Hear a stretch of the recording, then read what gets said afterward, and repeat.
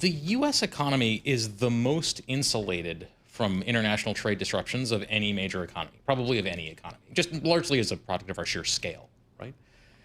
And the disruptions that Trump is causing, for example, we're seeing right now, right? Kansas is taking a significant hit because they canceled the Food for Peace program created by Eisenhower to take surplus food grown in Kansas, where grain grows like nowhere else in the world, and send it to the rest of the world. Wonder Bread. Yeah, which is a huge boon for Kansas, a huge boon for the rest of the world, and that program is gone now. But Kansas is so deep red that even doing a shock like that to Trump voters from the Trump administration, it's unlikely to we're not going to see Kansas turn into a swing state no matter how bad that gets, and that is a huge shift in the way American politics works. The one big beautiful bill, it's now law. How do you view it? How should we view it? So, sort of go down. This is among the most important and transformational single pieces of legislation in American history.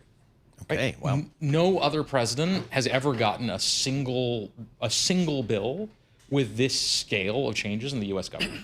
So, as a matter of party discipline and sort of ability to get this through, it's stunning. It is not something we've seen with a lot of presidents. All right, what's stunning about it?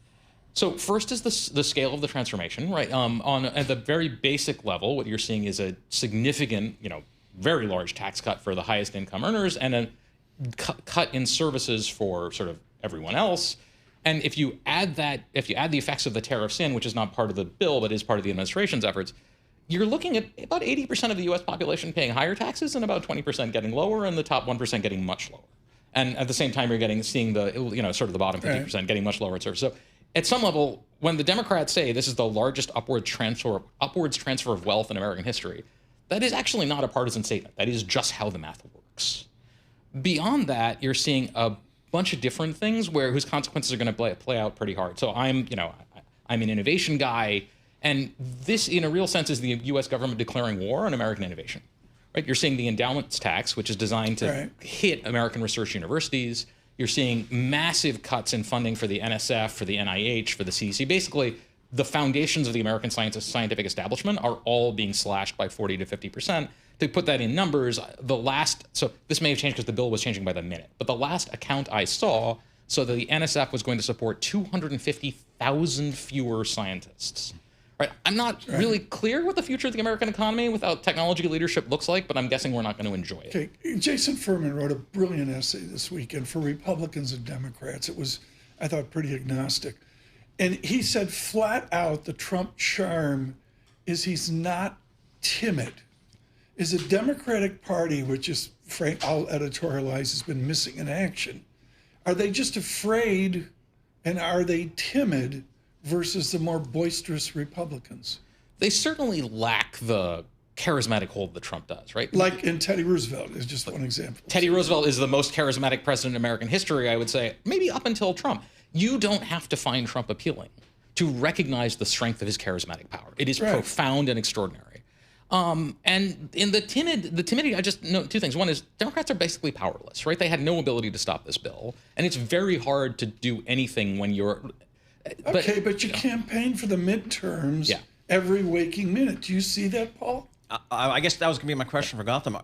What is the political fallout, if any, for the Republican Party resulting from this bill? There's going to be some. How much, it's hard to guess right now. My guess would be significant, but not as large as Democrats are hoping for a set of reasons.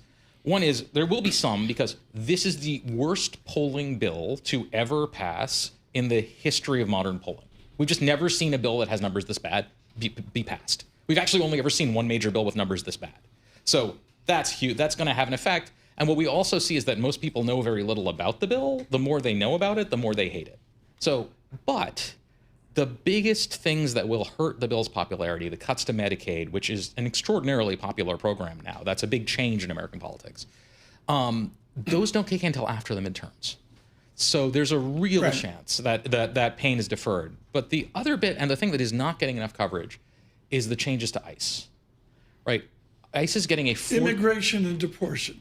Deportation. That's right. ICE is getting a $45 billion one-time thing to build detention services, and its enforcement. Okay, but you I don't mean to interrupt, but this is too important. You literally have written the book on this, can I state the nation is behind the president on immigration, where the Democrats don't have a policy? The Democrats don't have a policy. They're the greatest policy failure. My Republican friends, whenever I say anything about the Trump administration, their answer to me is, "You should have closed the border." Right? Like that's their answer to any critique. And in political terms, that's clearly right. But no, the polling data does. We've talked about this before. American public opinion is thermostatic. Whatever the president does, the public reacts against it.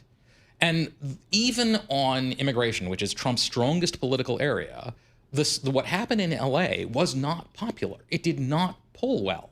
Now we are seeing ICE, right? We're seeing ICE have 4 times the budget that it did to do these kinds of activities. Just to put this in perspective, it will have a larger budget than every other federal law enforcement agency combined. It will have a larger budget than the IDF. It will have a larger budget than the Marine Corps. And it's going to be doing these kinds of operations all around the world at a pace and all around the United States at a pace and intensity we have never seen before.